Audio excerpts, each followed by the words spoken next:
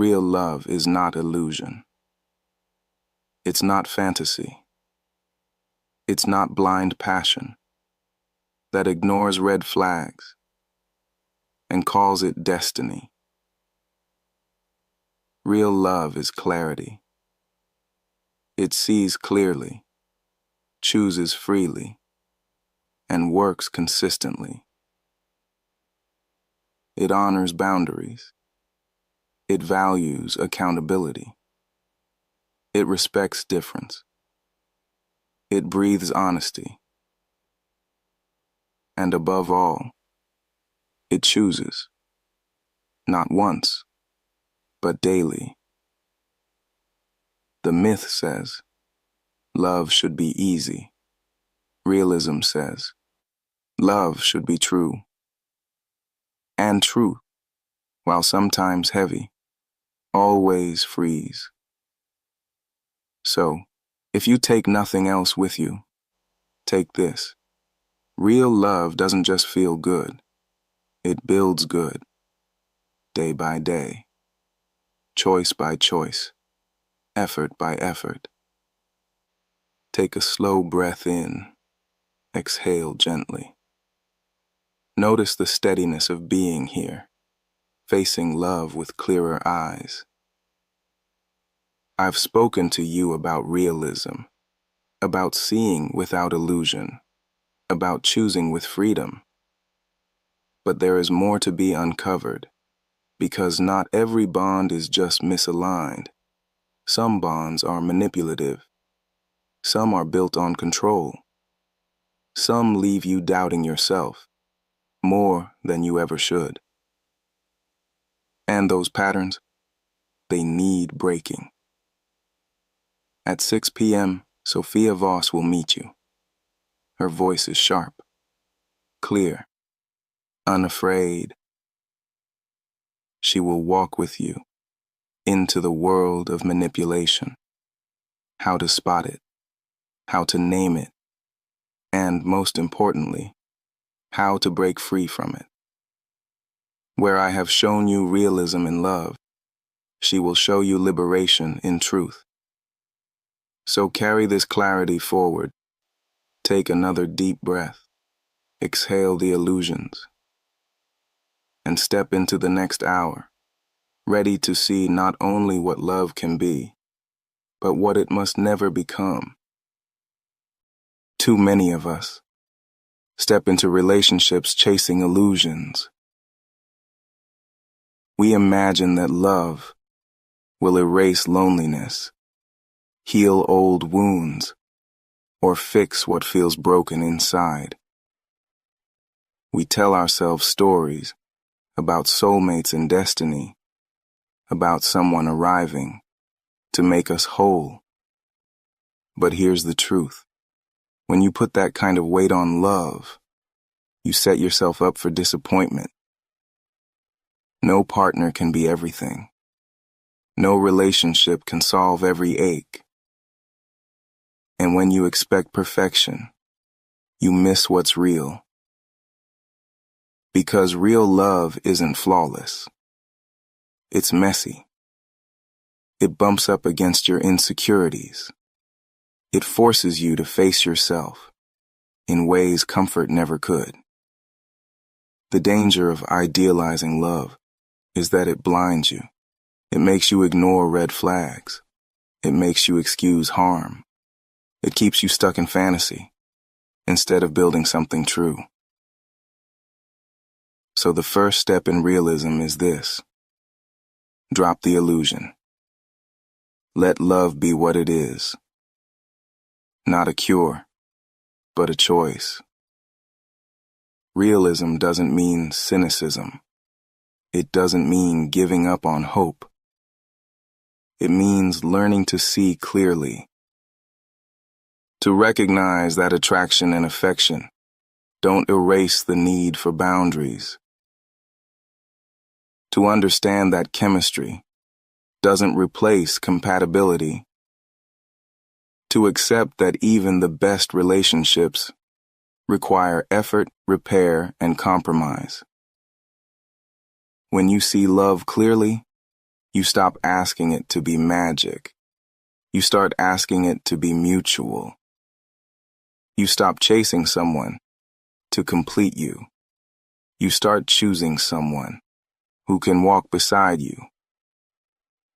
This shift from illusion to realism does not make love colder. It makes love stronger. Because when you let go of fantasies, you finally make room for the real thing, a bond between two imperfect people, choosing each other, day by day. Love without illusion isn't smaller, it's deeper. And that depth is where relationships stop breaking you and start growing you. Let's be honest. Most of us have seen the red flags. The cutting remark brushed off as just a joke. The pattern of disappearing when you need them most. The refusal to take responsibility after hurting you. And yet, we tell ourselves stories. They didn't mean it. They'll change. I can handle it. Why? Because we want the fantasy more than the truth. Because facing the signs means facing the possibility that this relationship may not be safe, may not be sustainable. So we rationalize, we excuse, we ignore. But ignoring red flags doesn't make them vanish. It only delays the cost. Here's a mindset shift. Red flags are not curses. They are information. They don't always mean the relationship must end. But they do mean something needs attention. When someone raises their voice in anger, that is data. How often? How intense? Do they repair afterward? When a partner avoids accountability, that is data. Are they willing to grow? Or do they deflect and blame endlessly? Red flags tell you what you're dealing with. They invite you to ask, can I live with this? Does this align with the life I want to build? Treat them like road signs, a warning on the path ahead. You can slow down, choose another route, or decide this road isn't for you. But pretending the sign isn't there only guarantees collision. Self-respect means trusting your perception, believing what you see, not just what you wish to see. Because love without realism isn't love. It's denial. And denial will cost you far more than the truth ever could. Too many people believe that boundaries kill romance. They worry that saying no means rejection, that drawing a line will push someone away. So they bend, they accommodate, they abandon themselves in the name of love. But here's the truth. Love without boundaries isn't love. It's enmeshment. It's a tangle where one person shrinks so the other can stretch. Boundaries are not walls. They are guardrails. They keep the road safe. They prevent crashes. They make sure two people can move forward side by side without destroying each other in the process. When you set a boundary, you're not saying, I don't want you. You're saying, I want us to meet in a way that protects both of us. That's not distance. That's respect. Think about it. If you never rest, if you always give, If you silence your needs to keep the peace, resentment builds. And resentment is what truly kills passion, not honesty, not limits. Boundaries preserve desire because they preserve respect. When two people know where the lines are, they can relax. They can trust the space. They can risk being vulnerable without fear of being trampled. It's like tending a fire. Too much wood piled on carelessly smothers the flame. Too little air, and it suffocates. But with balance, the fire burns strong.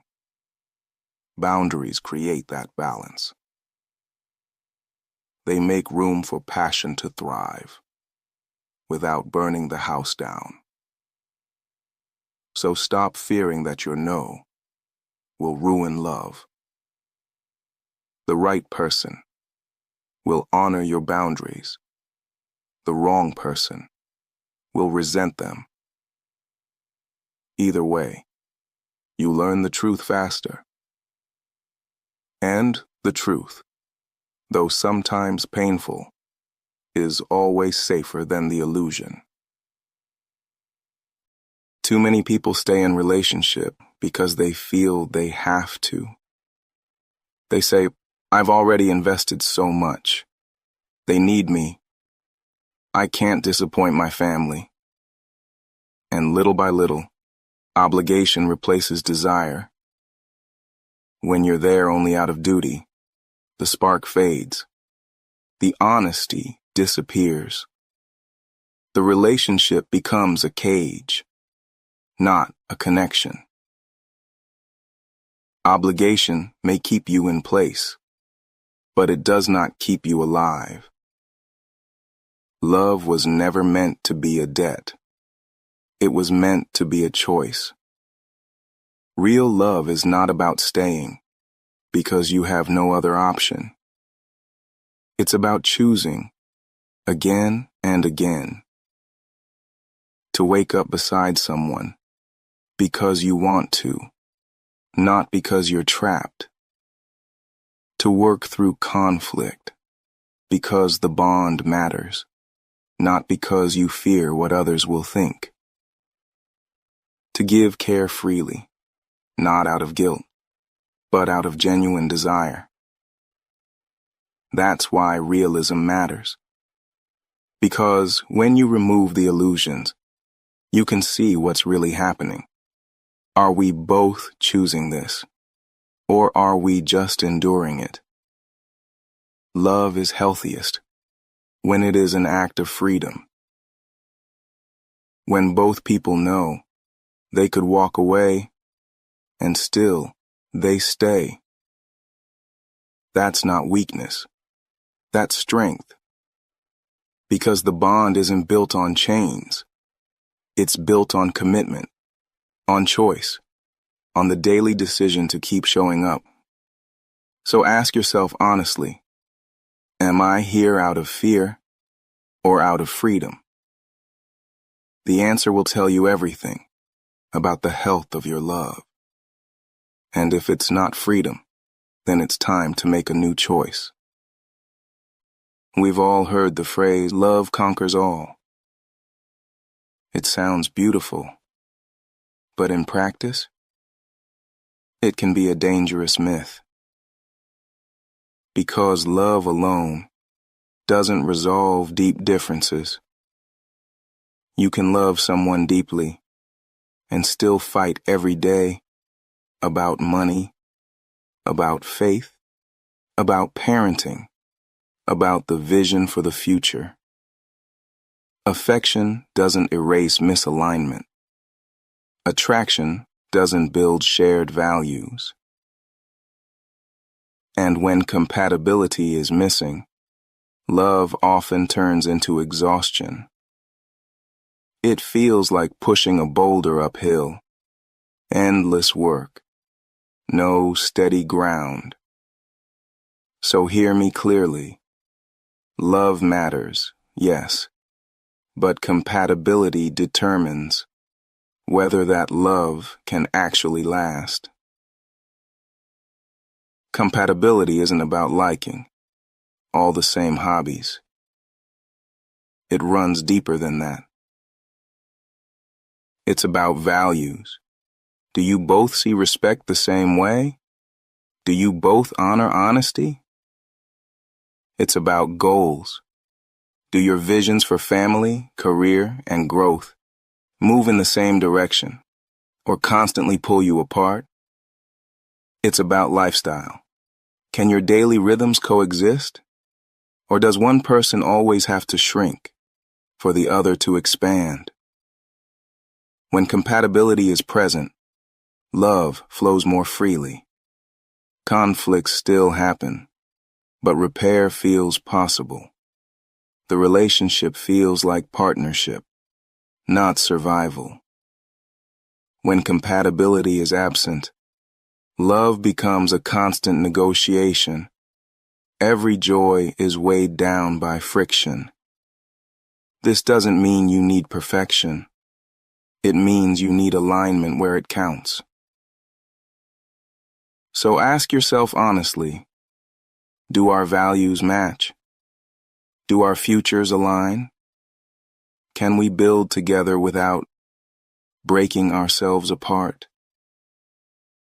Because love without compatibility can spark a story, but it rarely sustains a life.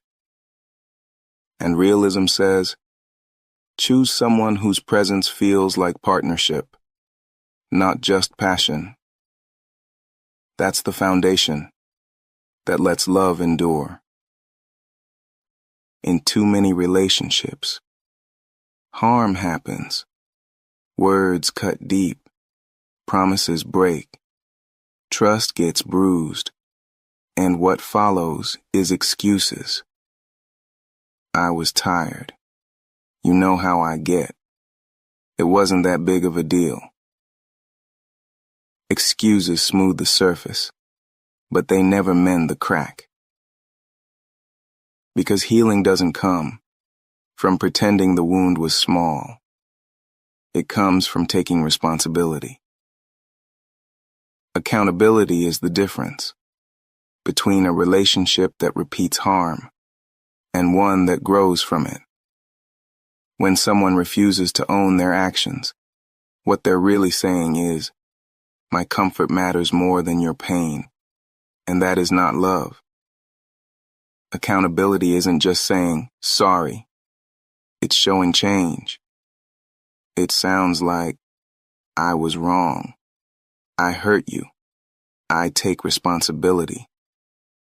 And then, it looks like behavior shifting, patterns breaking, effort showing, consistency proving. Without accountability, apologies are empty. With accountability, even deep ruptures can be repaired.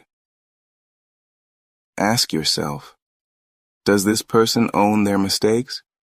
Do they make repairs when they cause harm? Or do they twist blame, minimize the impact, make you feel foolish for hurting?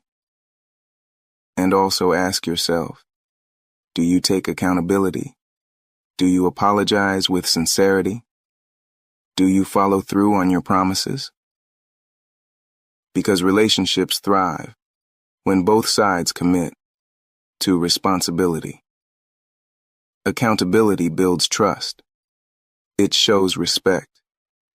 It proves the bond is strong enough to hold the truth.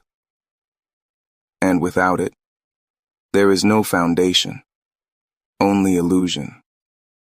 So remember this. Accountability is not optional. It is non-negotiable. Because love without accountability isn't safe. And love without safety cannot last.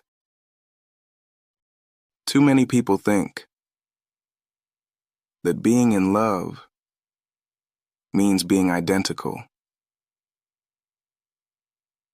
Same opinions, same preferences, same outlook. But sameness isn't love. Sameness is control. Healthy love makes space for difference. Different tastes in music, different ways of unwinding, different backgrounds, different perspectives. The danger comes when difference is treated like threat. When one person says, "Be more like me, or I won't feel safe," that is not love. That is fear disguised as closeness. Real love says, "I can stay myself while letting you be yourself too." Because intimacy doesn't require the erasure of individuality. It requires respect. So how do you love fully without losing yourself? It begins with self-awareness. Know your values. Know your limits. Know what makes you feel alive. Then, as you enter relationship, you hold those things steady, not as a wall, but as a compass. This allows you to engage differences with curiosity instead of fear. Your partner prefers silence. You prefer conversation? That's not a crisis. That's an invitation to balance. Your partner comes from a different culture. You from another? That's not a threat. That's an opportunity for richness. But here's the key. Respecting difference cannot mean erasing yourself. If you abandon your voice, if you constantly shrink to fit, the relationship may survive, but you won't. The strongest love is built not on sameness, but on wholeness. Two people, standing fully in themselves, choosing to meet in the middle. That kind of love doesn't suffocate. It strengthens. It doesn't erase. It expands. So remember, love doesn't mean sameness. It means respect. And respect allows both of you to stay whole. Love without honesty is like a house without air. It may stand for a while, but inside, everything suffocates. When you hide your feelings to keep the peace, when you swallow your disappointments to avoid conflict, when you lie by omission to protect an image, the relationship starves. Because intimacy isn't built on what's hidden. It's built on what's spoken. Realism means this. Love can't be healthy if it lives on half-truths. Yes, honesty can be uncomfortable. Yes, it can lead to hard conversations. But dishonesty, that will destroy trust quietly, slowly, completely. So hear me clearly. If you want real love, you must risk real truth. Now, honesty doesn't mean brutality. Too many people confuse just being honest with cruelty. Real honesty is paired with care. It tells the truth without tearing the other person down. It sounds like, "I felt hurt when this happened," not, "You always ruin everything." It sounds like, "I need more time for myself," not, "You're too demanding." Notice the difference. Both are truthful, but one invites repair. The other only invites defense. Honesty is not about venting every impulse. It is about revealing the real with clarity and respect. This is the realism of love, to be known as you are, and to allow the other to be known fully too. Anything less is performance, and performance can't sustain intimacy.